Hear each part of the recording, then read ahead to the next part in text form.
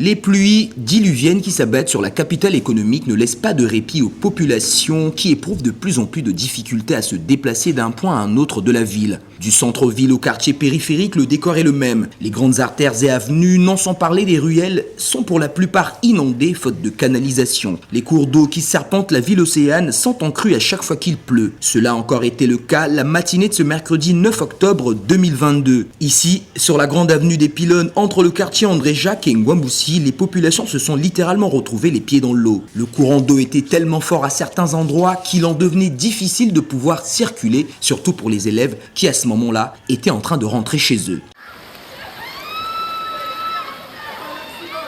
La submersion des eaux de pluie dans ce quartier périphérique ne met pas seulement à mal la circulation des biens et des personnes. Elle cause également d'énormes dégâts, notamment avec la formation et l'élargissement des ravins qui ne cessent d'engloutir des habitations depuis des années. Il s'y est de notifier qu'il y a moins d'une semaine, l'administratrice maire de Pointe-Noire, Evelyne Chichele, avait effectué une ronde de la ville avec son équipe technique après les premières pluies qui se sont abattues sur la ville de Pointe-Noire et avait affirmé au micro d'un média de la place, je cite, « Avec l'appui du gouvernement, tout sera fait pour que demain, nous réalisons ce que nous devons réaliser pour permettre de rendre la ville plus claire, de rendre les routes plus accessibles, de faire qu'il y ait moins d'eau dans les avenues. » Fin de citation. Tout n'est donc plus qu'une question de ton. Seulement, une question se pose à présent. Dame Pluie laissera-t-elle le temps aux populations de Pointe-Noire en attendant que tout cela soit fait ?